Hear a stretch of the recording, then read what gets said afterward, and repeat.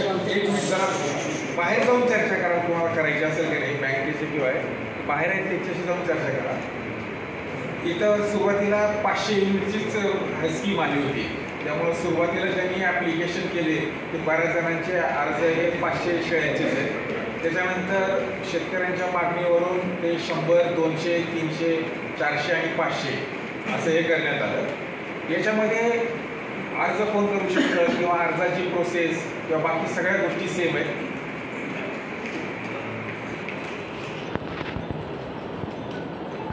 याच्यामध्ये तुम्ही आता सुरुवातीला कन्फ्युजन होतं की ब्रीड कुठलं ठेवायचं. आता या भागातले जे ॲप्लिकेट होते मॅक्झिमम लोकांनी उस्मानाबादी म्हणूनच ॲप्लिकेशन केलेले, पण याच्यामध्ये तुम्ही भारतामध्ये असलेलं कुठलंही ब्रीड तुम्ही घेऊ शकता. सिरोही, सोजर किंवा साने, बिटल कुठलंही ब्रीड तुम्ही घेऊ शकता. तुम्हाला ते सांभाळता येत असेल तर तुम्ही ते घेऊ शकता.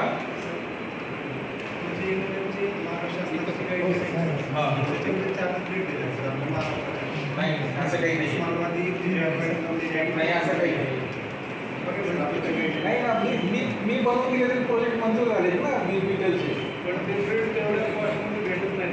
बघा एक गोष्ट लक्षात घ्या, इथं आता सुरुवातीला सांगतो ही स्कीम जी आहे हे 100ला 10 लाख किंवा 200ला 20 लाख किंवा 500ला 50 लाख हे अनुदान आहे. हे तुम्हाला उद्योग उभा करायसाठी सरकार मदत देते. तुम्ही उद्या 60,000च्या शेळ्या आणल्या म्हणून तुम्हाला 30,000 त्यात सबसिडी मिळावी असा त्याचा अर्थ होत नाही. त्यांनी क्लिअर कट सांगितलेले तुम्ही शेळ्या कुठल्याही घ्या, त्या शेळ्याची किंमत जर 40,000 बिटल आणल्या तर तुम्हाला 30-35,000 रुपये घालावे लागणार आहे. पंजाबवरून आणल्या तर नक्की 40,000 घालावे लागणार आहे. वरचे पैसे तुम्ही घालायचे. तुम्हाला फक्त 100 शेळ्यासाठी 10 लाख रुपये तुम्हाला सबसिडी मिळणार, अनुदान सरकारकडून मदत मिळणार. त्यामुळे वरचा खर्च तुम्ही कुठल्या शेळ्या घेता त्याच्यासाठी जर एक्स्ट्रा किंमत असेल तर तो तुम्हाला तुमच्या खिशात होणार. फक्त जो मुद्दा होता की उस्मानाबादी किंवा 4 हे बेरारी वगैरे सोडून करता येत नाही, तसं नाही आहे. तुम्ही कुठल्याही ब्रीडचं करू शकता. मिक्स ब्रीड करू नाही शकत. एकच ब्रीड पाहिजे तुमच्या ब्रीडचं काहीतरी नाव पाहिजे. गावठी म्हणून देशी म्हणून तुम्ही टाकू शकत नाही. देशीच्या गावरान शेळ्या पाळतो प्रोजेक्ट होणार नाही.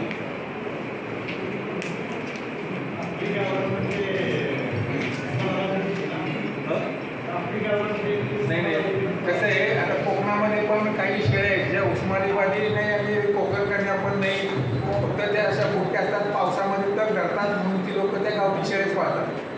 ती उस्मानाबादी घेत नाही, कोकणकन्या घेत नाही, तर त्यांचे प्रोजेक्ट होत नाहीत गावठी म्हटलं.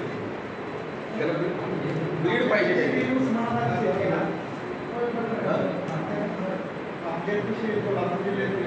हा उस्मानाबादी नाही. तुम्हाला जर बिटल किंवा दुसरा काही आणून करायचं असेल तर तुम्ही करू शकता. हे सांगतो पहिला स्कीम समजून सांगा. नाही ते स्कीमचाच पार्ट आहे ना. ब्रीड पहिला समजून घेऊ. स्कीमचाच पार्ट आहे.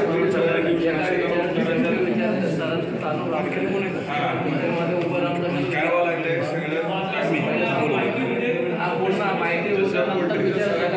जसं पोल्ट्रीचं सरांनी सांगितलं तसं शेळीचं एकदा ऐकून आणि मग प्रश्न उत्तर घेते आणि जे मनात शंका असतील ते तर मला जे सांगायचं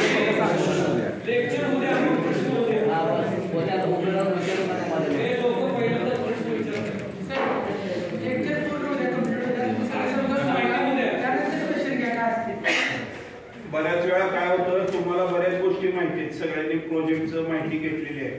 आधी सरांचं आपण ऐकूया. मग तुम्हाला ज्या शंका आहेत त्या सरांच्या ह्याच्यातून निरसन होणार आहे आणि जर राहिलं तर सरांनी वेळ पण देणार आहे. कसं आहे तुम्हाला मध्ये मध्ये प्रश्न विचारले याच्यामध्ये पण सगळी माहिती आहे. तसं सांगायची पण काय गरज नाही. बुकलेटमध्ये सगळी माहिती आहे. पण मी जे काही सांगतो का नाही ते आता मी महाराष्ट्रामध्ये जवळपास 350-400 प्रोजेक्ट रिपोर्ट करून दिलेले आहेत. त्यांचे बँकांचे काही जणांचे बँकांचे प्रॉब्लेम सॉल्व्ह केलेले आहेत. प्रोजेक्टमधले क्वेरी सॉल्व्ह केलेले आहेत. त्याच्यामुळं मला जे माहिती आहे की हे तुम्हाला अडचण येऊ शकते ते मला सांगू द्या. त्याच्या व्यतिरिक्त जर तुम्हाला काही अडचण असेल तर नंतर प्रश्न विचारा. म्हणजे मी तुम्हाला पुढे जी उत्तर देणार आहे ते आत्ताच तुम्ही मध्ये मध्ये प्रश्न विचारायला लागला. आणि आपल्याकडे NLM वैध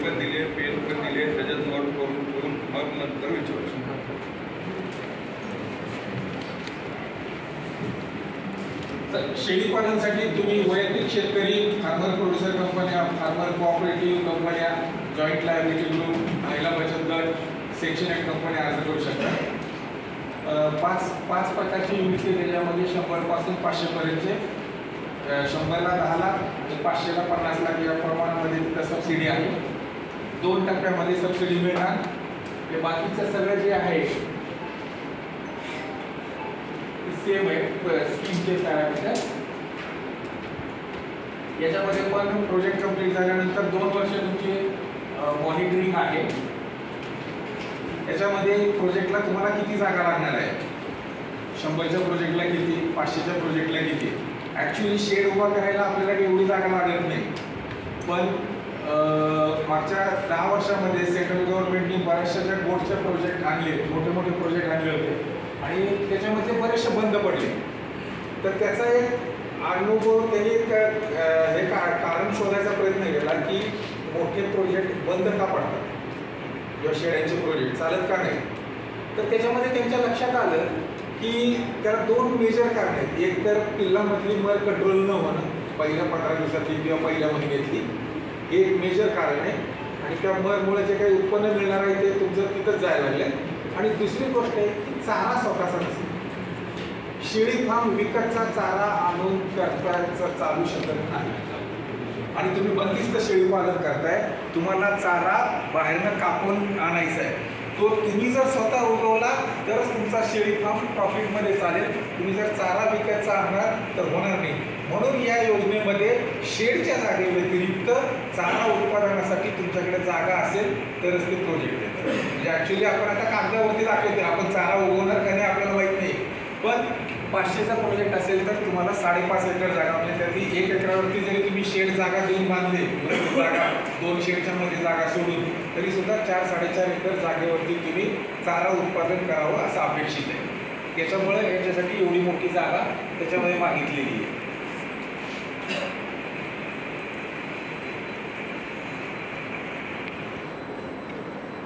आता हे प्रोजेक्ट करताना आपण काय काय त्याच्यामध्ये प्रोजेक्ट रिपोर्टमध्ये मागू शकतो किंवा प्रोजेक्ट कॉस्टमध्ये. आता समजा आपण हे 500चं दिलं, त्याच्याप्रमाणे तुम्ही 400चं 100चं कॅल्क्युलेट करू शकता. एकदम सोपं आहे. एका शेळीला 10 स्क्वेअर फूट जागा, म्हणजे 500 शेळ्या असतील तर 5000 स्क्वेअर फूट, 100 शेळ्या असतील तर 1000 स्क्वेअर फूट. तर त्याच्यानंतर जे तुम्ही बोकड ठेवणार आहे, एका बोकडाला 20 स्क्वेअर फूट जागा. तुम्ही 500चं असेल तर 25 बोकड ठेवणार आहे, म्हणजे ते 500 स्क्वेअर फूट झाले. माद्यांचे 5000 स्क्वेअर फूट प्लस नराचे 500 स्क्वेअर फूट, म्हणजे मेन शेड जे आहे ते तुम्हाला 5500चं बांधावं लागेल. 100चा जर असेल तर 100 गुणिले 10 1000, आणि जे तुम्ही 5 नर ठेवणार आहे त्यांना 5 गुणिले 20 100 स्क्वेअर फूट, म्हणजे तुम्हाला 1100 स्क्वेअर फुटाचं शेड बांधावं लागणार आहे. म्हणजे सरळ तुम्ही 100 गुणिले 11 गुणलं तर तुम्हाला आपल्या कोणत्या युनिटला कितीचं शेड बांधायचं आहे तुमच्या लक्षात येईल. 200चा असेल तर 2200 स्क्वेअर फूट होईल. 300चा असेल तर 300 गुणिले 11 3300 स्क्वेअर फूट. तसंच ते जे दुसरं शेड जर बांधायचं आहे किड शेड म्हणजे ज्या वेणाऱ्या शेळ्या आहेत, व्यायला आलेल्या आणि पिल्लं, यांना आपल्याला बाजूला ठेवायला लागतं मोठ्या शेळ्यांपासून. त्यांच्यासाठी जे शेड बांधणार आहे ते 7 स्क्वेअर फुटांना आपल्याला जागा द्यायची. त्यामुळं 100 असेल तर 700 स्क्वेअर फुटाचं, 500चा जर तुमचा प्रोजेक्ट असेल तर 3500 स्क्वेअर फुटाचं शेड तुम्हाला तिथं बांधावं लागणार आहे. नंतर तुम्ही ज्या शेळ्या खरेदी करणार आहे, जे नर खरेदी करणार आहे, त्यांची किंमत आपण या प्रोजेक्ट कॉस्टमध्ये पकडतो, त्याला सबसिडी अलाउड आहे. शेळ्या खरेदी जिथून तुम्ही हे पॅरेंट स्टॉक खरेदी करणार आहे, तो खरेदी केल्यानंतर तुमच्या शेडपर्यंत आणण्यासाठी जो खर्च लागणार आहे तुम्हाला, ट्रान्सपोर्टेशन खर्च, तो तुम्ही याच्यामध्ये पकडू शकता. त्याच्यानंतर ह्या शेळ्यांना इन्शुरन्स कंपल्सरी आहे. इन्शुरन्सचा खर्च तुम्ही प्रोजेक्टमध्ये पकडू शकता. 4 ते 5% जो इन्शुरन्सची कॉस्ट येते ती त्याच्यामध्ये पकडू शकता. त्याच्यानंतर जे आपण चारा ग्रो करणार आहे, तर एकरी 1 लाखापर्यंत चारा उत्पादनाचा खर्च म्हणजे सुरुवात करण्यासाठी हा तुम्ही प्रोजेक्ट रिपोर्टमध्ये दाखवू शकता. एकरी 1 लाख रुपये, म्हणजे तुमचा 100चा प्रोजेक्ट असेल तर 1 लाख रुपये तुम्ही चारा फॉडर कल्टिवेशन म्हणून दाखवू शकता. 500चा प्रोजेक्ट असेल तर 5 लाख रुपये त्याच्यामध्ये तुम्ही दाखवू शकता. त्याच्यानंतर 500च्या प्रोजेक्टसाठी सायलेज मशीन किंवा फीड प्रोडक्शनचं मशीन, फीड मिल, कंपल्सरी आहे. सायलेज किंवा दोन्हीपैकी एक तरी घ्यावा असं अपेक्षित आहे. कारण 500 जनावरांचा चारा दररोज कापून आणणं आणि जनावरांना घालणं शक्य होणार नाही. मॅनपॉवर मोठी लागणार आहे त्याच्यासाठी आणि तेवढी मॅनपॉवर प्रत्येकाकडे असेलच शक्य नाही. त्यामुळं तिथं त्यांनी सायलेज मशीन घेऊन वर्षभरासाठी लागणारं सायलेज त्यांनी त्याच्यामध्ये तयार करून ठेवावं असं अपेक्षित आहे. त्यामुळं आणि छोटे जे प्रोजेक्ट आहेत 100-200चे त्याच्यामध्ये सायलेज मशीन अपेक्षित नाही आहे. त्याच्यानंतर तुम्ही चाप कटर त्याच्यामध्ये घेऊ शकता, कारण ती करायला तुम्हाला चाप कटर लागणार आहे. त्याच्यानंतर फार्ममध्ये जे आपण फीडर ड्रिंकर खाद्याची पाण्याची भांडी आहे त्याची कॉस्ट तुम्ही इन्क्लूड करू शकता. त्याच्यानंतर तुम्हाला फार्मवरती एक फ्रीज ठेवावं लागणार आहे. तुम्ही जे काही वॅक्सिन्स किंवा मेडिसिन्स ठेवणार आहे त्यासाठी तुम्हाला फार्मवरती फ्रीज लागणार, त्याची कॉस्ट तुम्ही लावू शकता. 30,000 40,000 काही तुम्हाला कोटेशन घेणार आहे ती कॉस्ट त्याच्यामध्ये इन्क्लूड करू शकता. त्याच्यानंतर तुम्ही कॅल्क्युलेटर, टॅग ॲप्लिकेटर, वेइंग स्केल या फार्मवरच्या रेग्युलर लागणाऱ्या गोष्टी असतात त्याच्या किमतीसुद्धा या प्रोजेक्ट रिपोर्टमध्ये बघू शकता. आता याच्यामध्ये दिलेलं नाही आहे, पण वाढता चारा साठवणुकीसाठी तुम्ही लो कॉस्टमध्ये एखादं शेड बांधणार असाल ते सुद्धा तुम्ही याच्यामध्ये इन्क्लूड करू शकता, म्हणजे फार्मसाठी लागणार.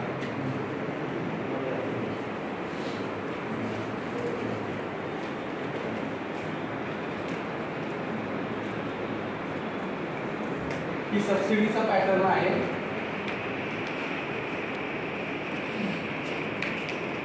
आता शेळ्यांचा प्रोजेक्टमध्ये इथं सरासरी किती शेळ्यांसाठी अर्ज केले तुम्ही? 100-200 कसं प्रमाण? 100चे जास्तीत जास्त 400, अजून 300, 500चा पण. मला काय माहिती आहे का, मला म्हणजे मी असं म्हणणार नाही की तुम्ही 500 करू नका किंवा 100 करू नका. मला फक्त मला जे सांगायचं आहे ते मी सांगतो. तुम्हाला पटलं तर करा, नाही पटलं तर हे करा. एक गोष्ट आहे की हे जे तुम्ही आता ॲप्लिकेशन करताय याच्यातल्या किती जणांना पूर्वीचा शेळीपालनचा अनुभव आहे? बऱ्यापैकी. किती शेळ्या आहेत तुमच्याकडे घरात आता? 30-35 शेळ्या आहेत. म्हणजे समजा 10 ते 50च्या रेंजमध्ये तुमच्याकडे घरी शेळ्या आहेत. आता माझं म्हणणं काय आहे की जेव्हा तुमच्याकडे 50 शेळ्या आहेत, 50 शेळ्या वर्षाला किती करणे येतील एका वेळेस? सगळे एका वेळेस वेळेला तर 70-75 शेळ्या करणे येतील तुमच्याकडे. घरातल्या माणसांच्या बरोबर जोडीला घेऊन तुम्हाला त्या कार्डांच्याकडं वैयक्तिक लक्ष देणं शक्य आहे? 75 संख्या कमी आहे म्हणजे असं समजेल की बाबा शक्य आहे कमी आहे. पण जेव्हा तुम्ही 500चा कराल आणि जर एकदम 600-700 करडं आली तर तुम्ही वैयक्तिक लक्ष देऊ शकाल? तुम्हाला तेवढा अनुभव, एवढ्या मोठ्या प्रमाणावरती शेळ्या हँडल करायचा अनुभव आहे का? मग तुम्ही कशाच्या भरोशावर 500साठी 400साठी 300साठी अर्ज टाकता? कशाच्या भरोशावर टाकता? दुसरी गोष्ट, 100 शेळ्या असतील, सकाळी उठून चारा कापून आणून घाला, 500 शेळ्याला 500 शेळ्याला काय करणार तुम्ही? माणसं दुसऱ्याच्या जीवावर डिपेंड राहून तुम्ही करू शकाल का? धंदा जनावर आहे, माणसासारखं आहे, याची काळजी घ्यायला आपणच पाहिजे. दुसऱ्याच्या भरोश्यावर हा धंदा होत नाही. मग माझं म्हणणं याच्यामध्ये एवढंच आहे की जोपर्यंत तुम्हाला अनुभव येत नाही 100चा अर्ज करा. ही योजना कसं आहे, पहिलं बघा 25% सबसिडी होती. मी सुरुवातीला सांगितलं जनावरांची संख्या कमी होती, आता 50% सबसिडी झाली आणि जनावरांची संख्या 500 पर्यंत गेली. येईल ना पुढच्या 5 वर्षाकडे 1000 जनावरांची स्कीम. इंटरेस्ट सबवेन्शन येईल, व्याजदरात सवलत येईल, नवीन काहीतरी ॲड होईल. योजना काही बंद होत नाही, 10 वर्ष चालूच आहे ना. किंवा हीच योजना 2027 पर्यंत चालू आहे. 6 महिन्यात जर तुमचं मंजूर झाली, तुम्ही शेळ्या, आता मी हे का सांगतो, मी 500चे जेवढे प्रोजेक्ट करून दिले की नाही की लोक रेडीला आहे. शेड बांधून झाल्यात, सगळी चकाचक शेड बांधले ते. जनावरं आणून 10% करडं जन्माला आल्याशिवाय दुसरा हप्ता मिळत नाही म्हणून एकदम 200 जनावरं आणले. 60-70 आणल्यात 15 दिवसात जनावर मिळाले. काय करायचं? जनावर सेट व्हायला तरी टाइम द्यायला पाहिजे का नाही? हे नाही चुकीचं म्हणजे अनुभव नाही म्हटल्यावर काय करतील ते? डायरेक्ट 2 शेळी किल्ला आला ठेवलं. कसं पशुसंवर्धन एखादं काय सांगणार 8 महिने तुम्हाला प्रोजेक्ट करायचा आहे, तुम्ही 5 महिने लावणार 5 महिने, मग शेळ्या कधी आणायच्या? ह्या ज्या तुमच्या ज्या अडचणी आहेत का नाही, ह्या अडचणी लक्षात घेऊन पहिले अनुभव घ्या.